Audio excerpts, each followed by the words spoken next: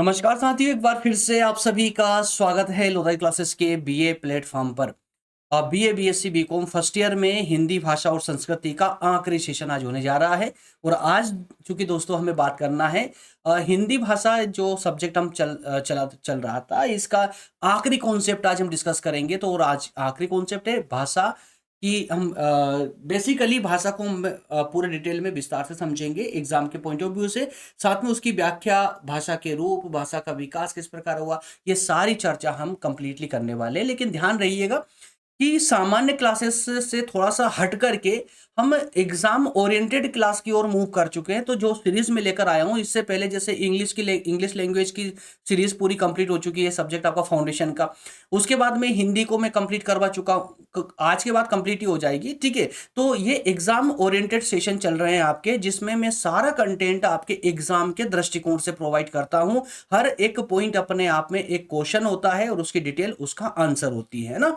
तो चलिए शुरू करते हैं और अंत करते हैं, समापन करते हैं। शुरू और समापन अच्छा पॉइंट है वैसे। शुरू आज के सेशन का और समापन आज के इस सब्जेक्ट का, आज के सेशन के माध्यम से। क्लियर है? चलिए तो देख लेते हैं क्या क्या आज पढ़ने वाले हैं। नए छात्रों को मैं हर सेशन में बताता ही हूँ, प्लेलिस्ट में जाएंगे तो आपको सारे सब्जेक्ट इजीली देखने को मिल जाएंगे। 80 से ज्यादा सब्जेक्ट अब तक प्लेलिस्ट में मैं जो है अपलोड करवा चुका हूँ। इसके अलावा कंप्लीट पीडीएफ कोर्स भी अवेलेबल है BA first, BA second, BA third year वाले बच्चों के लिए 399 के प्राइस में आप परचेस कर सकते हो। कैसे करना है तो दोस्तों इस पेज का स्क्रीनशॉट लेकर नंबर पर व्हाट्सअप कर दीजिए, नंबर दिए गए हैं, व्हाट्सएप पर आपको पूरी जानकारी मिल जाएगी। इसके अलावा चलिए अब फाइनली हम बात करते हैं आज के टेबल ऑफ कंटेंट में पूरी क्लास के शेड्यूल की, कि आज की क्लास जो चलने वाली है उसमें हम क्या क्या कवर करने वाले हैं। तो देखिए दोस्तों, सबसे पहले पॉइंट नंबर 1 में बात करने वाले हैं हम भाषा की परिभाषा की, ठीक है ना। भाषा की परिभाषा यानी भाषा के जो है व्याख्या समझेंगे, भाषा के अर्थ को समझने वाले, भाषा एग्जैक्टली क्या है ना, तो इसकी प्रासंगिकता क्यों बनी हुई है। इसके बाद में पॉइंट नंबर 2 में इसकी विशेषताएं क्या होने वाली है। पॉइंट नंबर 3 में देखेंगे इसके विविध रूप यानी अलग अलग क्या कौन कौन से रूप होते हैं। पॉइंट नंबर 4 में हम देखने वाले हैं बोली, विभाषा यानी उपभाषा और भाषा, इन तीनों में अंतर। बोली, उपभाषा और भाषा तीनों में अंतर। पॉइंट नंबर 5 में देखेंगे लिपि क्या है, और इसके बाद पॉइंट नंबर 6 में लिपि और भाषा में अंतर। क्लियर है? तो इस प्रकार से दोस्तों कंप्लीटली 6 पॉइंटों के माध्यम से हमारा सेशन आज का कंप्लीट होने वाला है। तो चलिए एक एक करके बिना समय गवाए शुरू करते हैं अपनी अच्छी क्लास। पॉइंट नंबर 1, भाषा की परिभाषा क्या है भाई ये, तो सुनिए। एकदम सामान्य शब्द है, बहुत इजी शब्द है दोस्तों। यार देखिए, कंप्लीट पीडीएफ कोर्स का डेमो आप यहीं पर देख सकते हैं कि जब मैं स्लाइड में यहाँ पर इस टाइप का कंटेंट लाता हूँ ना, एक ही बार पढ़ने पर दिमाग में छप जाती है वो चीजें, इतना आसान कंटेंट होता है। तो आसान तो है, लेकिन इसका मतलब ये नहीं है कि एग्जामिनर कॉपी चेक करेगा तो आसान देख करके नंबर कम देगा। नहीं, आसान तो है, लेकिन शब्दों की यानी भाषा की मर्यादा पूरी तरह बनी हुई है। और वही तो राइटिंग होती है। एग्जाम में भी जब आप आंसर राइटिंग करते हैं आप लोग, तो वहां पर भी आपको यही ध्यान रखना होता है कि भाषा आसान तो हो, लेकिन वो अपनी मर्यादा से बाहर ना निकल जाए, अपनी मर्यादा में रहे। भाषा की मर्यादा बनी रहे, यानी प्रोफेशनलिटी उसकी बनी रहे, वो देखने में प्रोफेशनल लगे।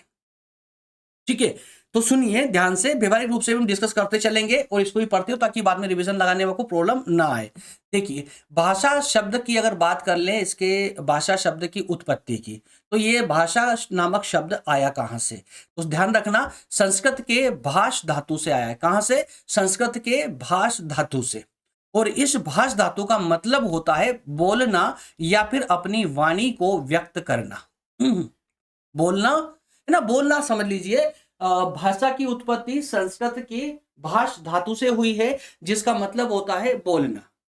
अब सामान्य शब्दों में अगर हम इसको समझें, तो इसका मतलब होता है कि भाषा वह साधन है जिसके द्वारा मनुष्य अपने विचारों को, अपने मन के भावों को या अपने अनुभवों को बोलकर या लिखकर दूसरों के सामने क्या करता है, प्रकट कर सकता है या प्रकट करता है, या फिर इसका रिवर्स कर लीजिए, दूसरों के विचारों को समझ सकता है।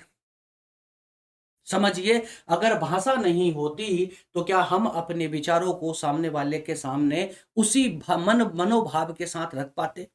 नहीं रख पाते, है ना। अगर हम अपने विचारों को किसी को समझाना चाहते तो संभवतः बिना भाषा के समझाना नामुमकिन सा प्रतीत होता है।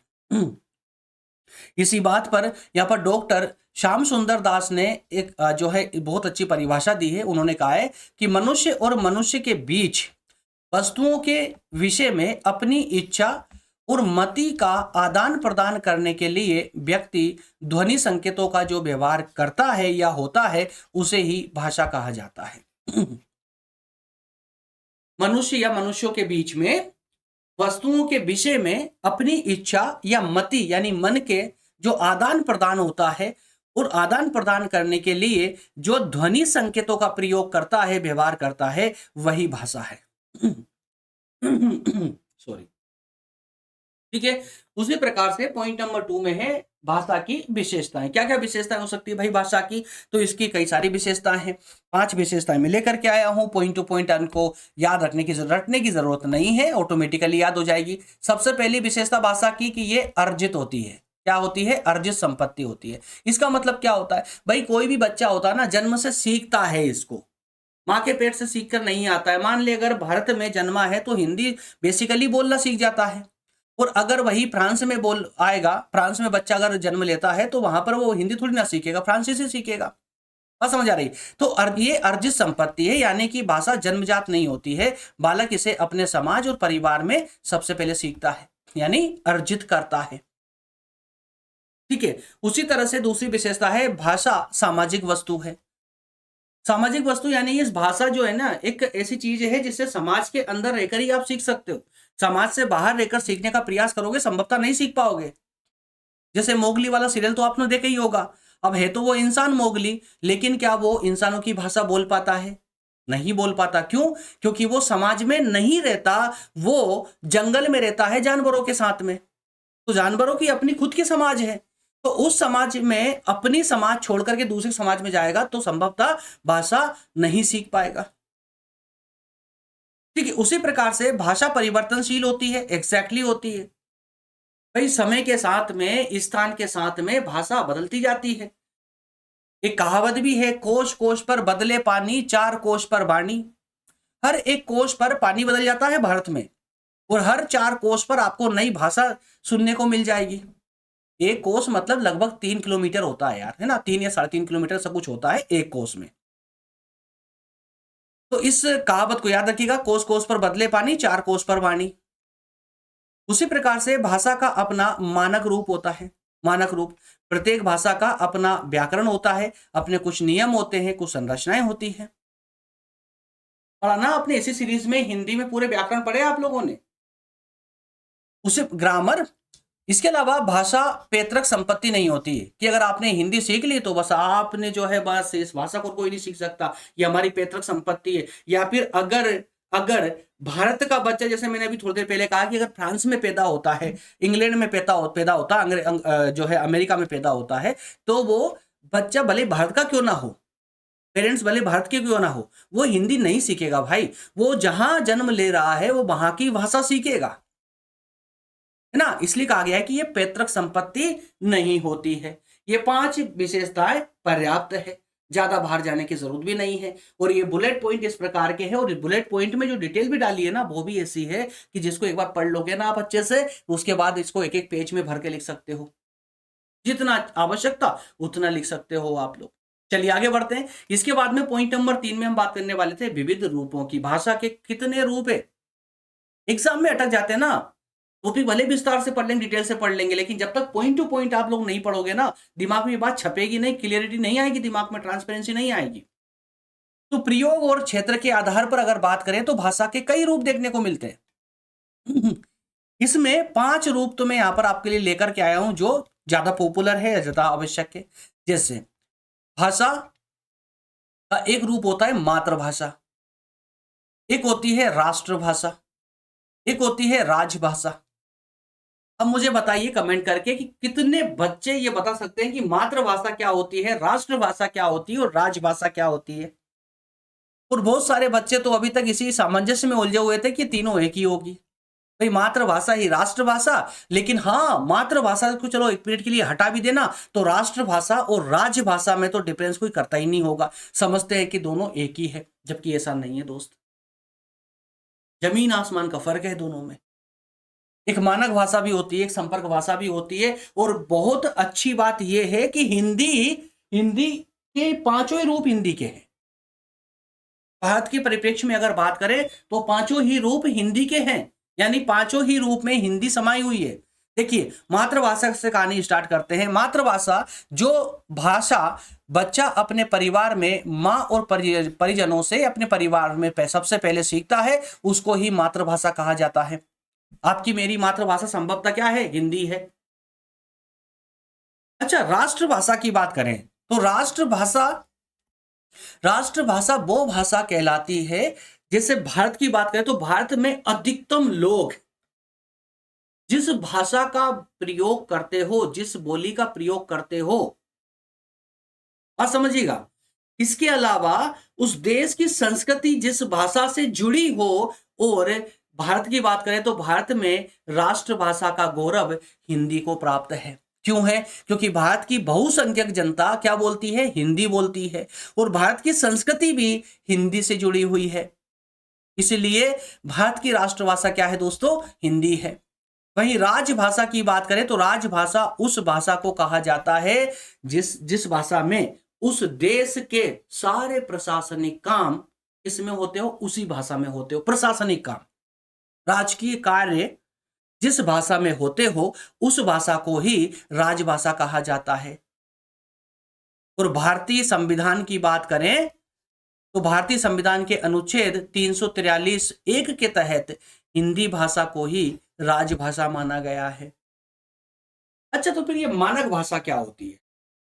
मानक भाषा, देखिए, मानक भाषा उस भाषा को कहेंगे दोस्त जो व्याकरण सम्मत हो, मतलब ग्रामेटिकली हो, एक परफेक्ट लैंग्वेज होना चाहिए, परफेक्ट भाषा होना चाहिए, जिसे सिखाया जा सके, समझाया जा सके। अच्छा, बोली ऐसी होती है क्या? व्याकरण सम्मत होती है क्या बोली? नहीं होती है दोस्त, नहीं होती है। क्षेत्रों में जो बोली जाने वाली बोली के कोई व्याकरण नहीं होता है, उसके कोई ग्रामर नहीं होती है, भाषा की होती है। तो व्याकरण सम्मत होना चाहिए भाषा। दूसरी बात, एक शिक्षित वर्ग, जो देश का शिक्षित वर्ग है, समाज का शिक्षित वर्ग है, उसने उसको स्वीकार कर लिया उस भाषा को। और इसके अलावा साहित्य में उस भाषा का प्रयोग हुआ हो, शिक्षा और समाचार पत्रों में उस भाषा का प्रयोग होता हो, तो ऐसी भाषा को हम मानक भाषा का दर्जा देंगे, हिंदी को संभवतः दे सकते हैं। इसके अलावा संपर्क भाषा की बात करें तो विभिन्न भाषा भाषी लोगों के बीच में आपसी संवाद का माध्यम बनने वाली जो भाषा होती है वो हिंदी भाषा है। आप जाइए भारत के दक्षिण में, टूटी फूटी हिंदी उन लोगों को भी आती है। पूर्व में चले जाइए, पश्चिम में चले जाइए, उत्तर में तो बोलते ही है सभी हिंदी, बट पूर्व, पश्चिम और दक्षिण में जाएंगे भारत के, तो वहां पर भी टूटी फूटी हिंदी आपको मिली जाएगी, काम चल ही जाएगा, यानी कि संपर्क, कॉन्टैक्ट बन ही जाएगा आपका। पांचों टाइप समझ आए आप लोगों को, है ना? हिंदी के अलग अलग रूप, इसके सूट ले लीजिए जल्दी से। आइए आगे बढ़ते हैं पॉइंट नंबर 4 की ओर। बोली, विभाषा और भाषा में अंतर। विभाषा मतलब उपभाषा। तो यार ऐसा कुछ हुआ होगा ना, पहले बोली बनती होगी, फिर वो अपना रूप बड़ा करती होगी, फिर उपभाषा बनती होगी, और जब उसमें ग्रामर परफेक्ट हो जाती है तो उसके बाद में भाषा बन जाती है। ऐसे कुछ होता होगा ना भाई। बोली, बोली से जब बोली क्षेत्र विशेष में बोली जाती है, फिर उसका दायरा धीरे धीरे जब बढ़ने लगता है तो क्षेत्र से गांव में, गांव से एक बड़ा सा क्षेत्र हो जाता है, फिर वो धीरे धीरे जिले का रूप धारण कर लेती है, राज्य का रूप धारण कर लेती है, थोड़ा बड़ा एरिया बढ़ जाता है। तो जैसे जैसे जब उसका एरिया कंप्लीट, काफी लोग बोलने लग जाते हैं, काफी एरिया बढ़ जाता है, अलग अलग दूर दूर के क्षेत्र के लोग जो है एक बोली को बोलने लग जाए तो विभाषा यानी उपभाषा का रूप धारण कर लेती है। और जब उस उपभाषा का की ग्रामर बनने लग जाए, तैयार होने लग जाए, उसमें साहित्य लिखने लग जाए, उसमें बहुत सारी चीजें तैयार हो जाए उस उपभाषा में, तो धीरे धीरे वो उपभाषा भाषा का रूप ले लेती है। तो कुल मिलाकर के पहली स्टेप बोली होती है, फिर उपभाषा होती है और फिर भाषा होती है। ये तो हम सभी समझते हैं, लेकिन इस स्टेज पर हमको तीनों के बीच में डिफरेंस करना है, अंतर निकालना है कि तीनों में अंतर क्या एग्जैक्टली। तो दोस्तों अंतर सुनिए, इस टेबल के माध्यम से हम 4 आधार लेकर के आए, 4 आधार पर अंतरों को देखेंगे तो पूरी क्लियरिटी आ जाएगी। मैं साइड में हो जाऊंगा, तब स्क्रीनशॉट ले लेना, 2 मिनट के लिए रुक जाइए, सुन लीजिए पहले इसको, देखिए। एक कॉलम में मैंने दिए हैं आपको आधार, किन आधारों पर हम तुलना करेंगे। दूसरे कॉलम में आपको बोली दी गई है, तीसरे कॉलम में आपको उपभाषा दी गई है और चौथे कॉलम में आपको भाषा दी गई है। अब एक एक करके सुनिए जरा क्या क्या अंतर हो सकता है। क्षेत्र के को हम आधार मान लेते हैं कि क्षेत्र के आधार पर इन तीनों में क्या अंतर हो सकता है। तो सुनिए, क्षेत्र के आधार पर तो इसका यानी बोली का क्षेत्र, अब मैं बार बार बोली नहीं बोलूंगा, बोली भाषा भाषा, इसका बोलूंगा, समझ जाइएगा ना, कॉलम वाइज बोलूंगा। तो क्षेत्र के आधार पर इसका क्षेत्र बहुत ही क्या होता है, सीमित होगा, एक छोटे से क्षेत्र में बोली जाती बोली है ना। लेकिन जब उपभाषा की बात करते हैं तो इसका क्षेत्र बोली से थोड़ा बड़ा होता है और भाषा से थोड़ा छोटा होता है। भाषा का इसका क्षेत्र क्या होता है, व्यापक होता है, विस्तृत होता है। जब साहित्य के आधार पर देखें तो इसमें लिखित साहित्य ना के बराबर होते हैं, जिसमें बोली में कोई साहित्य उपलब्ध नहीं होते।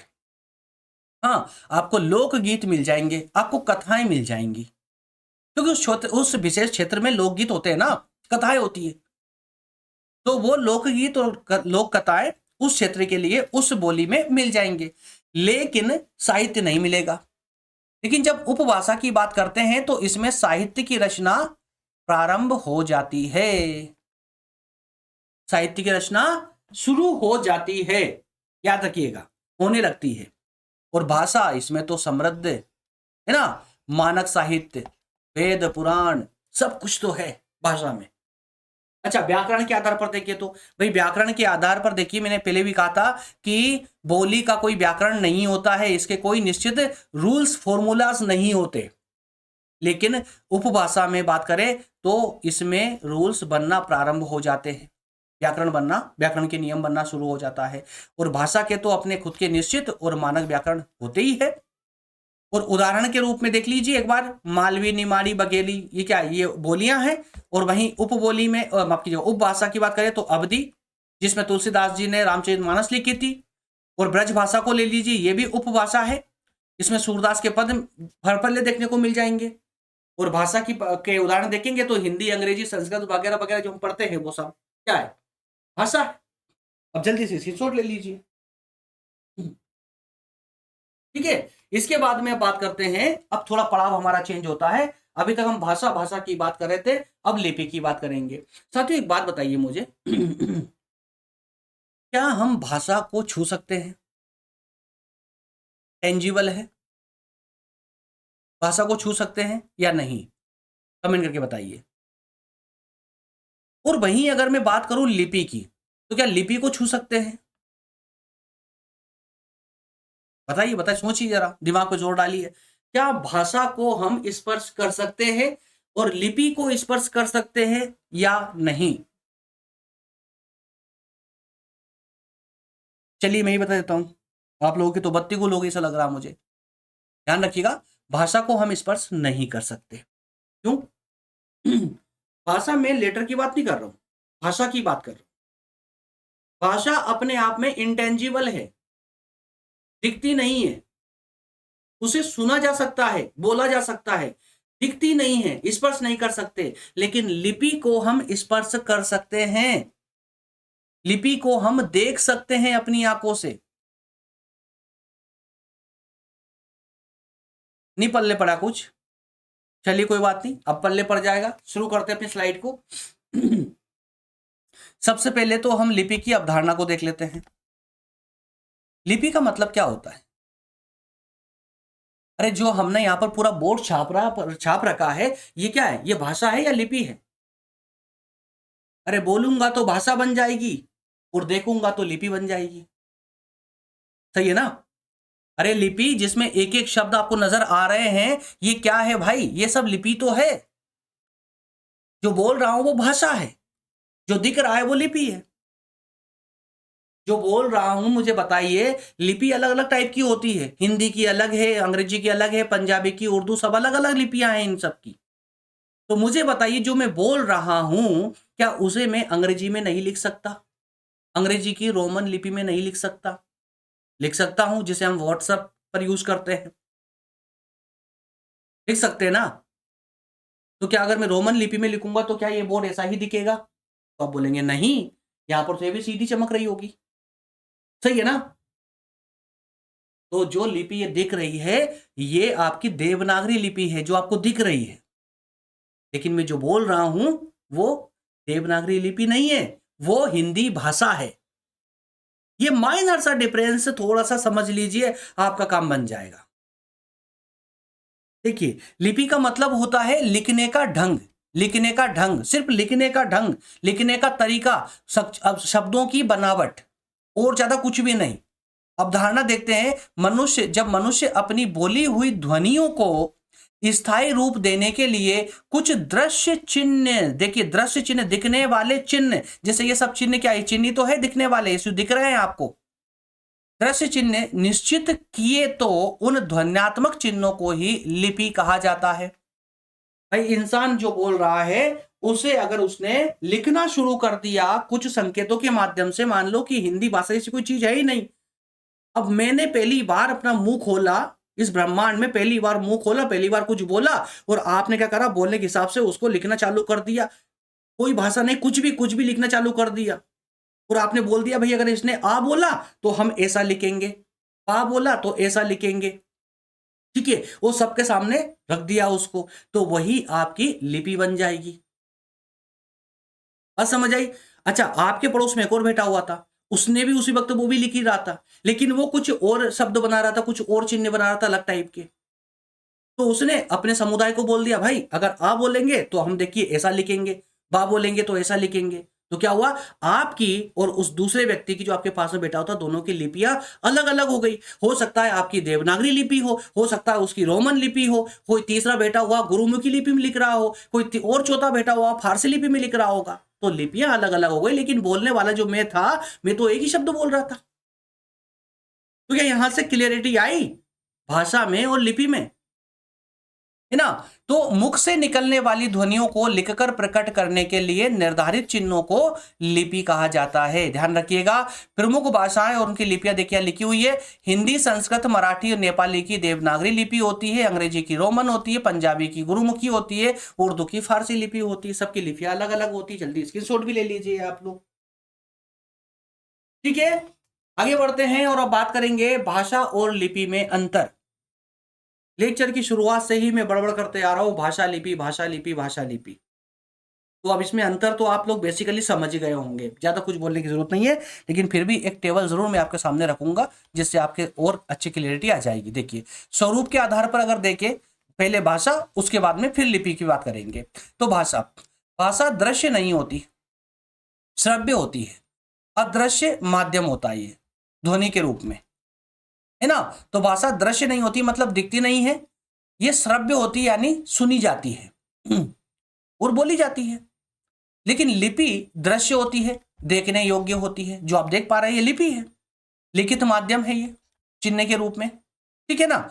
उसके बाद में कार्य की बात करें तो ये विचारों के आदान प्रदान का साधन है। लेकिन लिपि जो है ये ध्वनियों को सहेजने और सुरक्षित रखने यानी लिख करके उसका साधन है, लिखकर सहेजने का साधन है। निर्भरता की बात करें तो भाषा लिपि पर निर्भर नहीं होती, भाषा लिपि के बिना भी अपने अस्तित्व में रह सकती है, क्योंकि यार लिपि कौन समझ पाएगा, कौन पढ़ेगा? जो पढ़ा लिखा व्यक्ति होगा। तो मुझे बताइए, क्या अनपढ़ लोग जो हमारे समाज में रहते हैं क्या मुंह बंद करके रखते हैं? हमसे ज्यादा बोलते हैं वो लोग। तो इसका मतलब क्या हुआ कि भाषा किसी लिपि की मोहताज नहीं है ना? भाषा लिपि पर निर्भर नहीं होती है। अनपढ़ व्यक्ति भी भाषा बोलता है, वैसे समझ जाइए। लेकिन लिपि, अगर भाषा नहीं होगी तो लिपि का कोई अर्थ बचेगा नहीं, है ना? परिवर्तन की बात करें तो भाषा भाषा परिवर्तनशील होती दोस्त, भाषा परिवर्तनशील होती है। कोश कोश पर बदले पानी, चार कोश पर वाणी। लेकिन क्या लिपि परिवर्तनशील होगी? नहीं होती है, उसका एक निश्चित ढांचा होता है लिखने का, ठीक है ना? जल्दी स्क्रीनशॉट ले ले। देखिए उदाहरण भी अच्छा लिखा हुआ है, देखिए क्या लिखा हुआ है। अगर हिंदी में हमें नमस्ते लिखना, देखिए नमस्ते बोला मैंने, तो आप में से एक व्यक्ति रोमन लिपि में लिखेगा, देवनागरी में लिखेगा तो नमस्ते ऐसे लिख देगा, और दूसरा व्यक्ति बैठा हुआ है उसको देवनागरी नहीं आती, उसको रोमन आती है, तो रोमन में वो नमस्ते ऐसे लिख देगा। परिवर्तनशील है ना? ठीक है, हो गया स्क्रीनशॉट आपका। चलिए निष्कर्ष पर आ जाते हैं और क्लास का समापन करते हैं। क्लास ही नहीं बल्कि इस पूरे सब्जेक्ट का ही समापन करते हैं इस निष्कर्ष के साथ ही। देखिए दोस्तों, भाषा मानव की अभिव्यक्ति का सशक्त माध्यम होती है। भाषा अभिव्यक्ति का, अपने भाव अभिव्यक्त करना हो, अपने विचार अभिव्यक्त करना हो, तो भाषा ही काम आती है। जिसके क्षेत्रीय रूप को बोली, अब ये भाषा मान ले पूरे देश में बोली जाती है, लेकिन अगर क्षेत्र में बोली जाती है तो वो बोली बन जाती है। वो साहित्यिक रूप में कोई होती है तो वो विभाषा यानी उपभाषा बन जाती है। भाषा को स्थायित्व और रूप प्रदान करने का कार्य लिपि का होता है। जो भी भाषा हो, जो भी बोली हो, जो भी कुछ बोल रहे हो आप, उसको लिखित प्रदान करना है, लिखित रूप देना है, तो उसको लिपि के माध्यम से ही उसे हम लिखित फॉर्मेट में रख सकते हैं,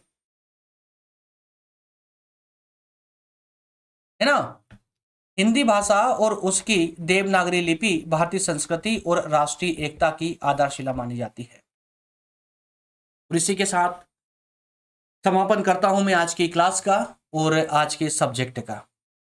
अब मिलने वाले हैं हम अगले सब्जेक्ट में, और अगला सब्जेक्ट कौन सा होगा ये मैंने आप लोगों से 3 दिन पहले पूछा था, क्लास नंबर 15 में पूछा था कि आप लोग मुझे कमेंट करके बताइए कि अगला लेक्चर किस सब्जेक्ट पर होना चाहिए। लेकिन जितनी कमेंट की उम्मीद थी मुझे उतनी कमेंट नहीं आई, इसलिए अब मैं अपने अनुसार सब्जेक्ट स्टार्ट करने जा रहा हूं, यानी मेरा अनुसार भी जो है भारत बोध की क्लासेस में कंटिन्यू करूंगा कल से। भारत बोध की उसी टाइम पे होगी, सेम टाइम पर होने वाली है, ठीक है। शाम को 7 बजे ही आपको क्लास मिलेगी भारत बोध की। भारत बोध, इसका बेनिफिट ये ना कि यार देखिए अब पूरे एग्जाम तक हमको फाउंडेशन की तरफ देखने की जरूरत ही नहीं पड़ेगी, है ना। मान लेते हैं कि अब ये भारत बोध छोड़ दिया, हिंदी इंग्लिश कंप्लीट कर ली, अब मेजर माइनर की तरफ आ गए, तो फिर यहां पर चलता रहेगा कि यार अभी फाउंडेशन कंप्लीट नहीं हुआ, फाउंडेशन कंप्लीट नहीं हुआ, तो फाउंडेशन कोर्स को पूरी तरह कंप्लीट ही करते हैं ना पहले।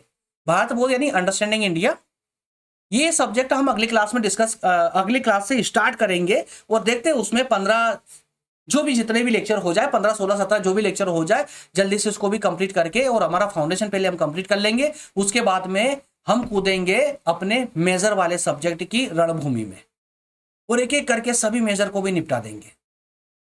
उसमें थोड़ी स्पीड से ना जल्दी जल्दी क्लास लेंगे, उसमें टॉपिकों को थोड़ा जल्दी कर, यानी कि 2 टॉपिक एक क्लास में कवर कर दिया, इस प्रकार से कोशिश करेंगे कि ज्यादा क्लासेस ना हो, ठीक है। लेकिन इन सब के लिए आपको जरूरी है कि आपको सारी क्लासेस मिलती रहे, सबकी नोटिफिकेशन आपके मोबाइल तक आती रहे, ये बहुत जरूरी है। और ये नोटिफिकेशन कब आती है? ये तब आती है जब आप YouTube चैनल पर चूंकि क्लास देख रहे हैं, तो जब तक इस चैनल को आप सब्सक्राइब नहीं करोगे और बगल में लगी घंटी को दबाकर ऑल पर सेट नहीं करोगे, तब तक आपको क्लासेस की लिंक नहीं मिलेगी। क्लासेस की लिंक प्राप्त करना चाहते हैं तो जल्दी से चैनल को सब्सक्राइब कर लीजिए, बेल आइकन को प्रेस कर लीजिए और वीडियो को लाइक जरूर कर देना, क्योंकि जैसे लाइक करते हो ना तो सबसे पहले नोटिफिकेशन आपके मोबाइल तक पहुंच जाता है। जैसे क्लास लॉन्च होती है आपके पास नोटिफिकेशन मिल जाता है। इस सब के अलावा कंप्लीट पीडीएफ कोर्स, मैं सिर्फ हिंदी की बात नहीं कर रहा हूं, ऑल सब्जेक्ट का कंप्लीट कोर्स पीडीएफ के रूप में प्राप्त कर सकते हैं। इसका प्राइस हमने 399 फिलहाल कुछ समय के लिए रखा हुआ है, 399 रुपए। लेना चाहें तो बिल्कुल ले सकते हैं, ऑल सब्जेक्ट मिल जाते हैं इसमें आईएमपी क्वेश्चन आंसर के साथ में। इस पेज का स्क्रीनशॉट लेकर के इस नंबर पर व्हाट्सएप कर दीजिएगा, सारी प्रोसेस आपको व्हाट्सएप पर समझा दी जाएगी। मिलेंगे अगले सेशन में। सेशन को लाइक करना आपका स्वधर्म है, याद रखिएगा, स्वधर्म है ना। तो लाइक जरूर कर दीजिए, सब्सक्राइब अगर 3rd ईयर तक मेरे साथ पढ़ना चाहते हो तो सब्सक्राइब कीजिए, अन्यथा मत कीजिए, है ना। यूट्यूब पर बहुत सारे चैनल है, लेकिन सारे सब्जेक्ट एक चैनल पर मिल जाए ऐसा चैनल आपको यूट्यूब पर नहीं मिलेगा दोस्त, वो भी बीए के लिए। बाकी आप कुछ समझदार है। मिलेंगे अगले सेशन में। बहुत बहुत धन्यवाद, थैंक यू, जय हिंद।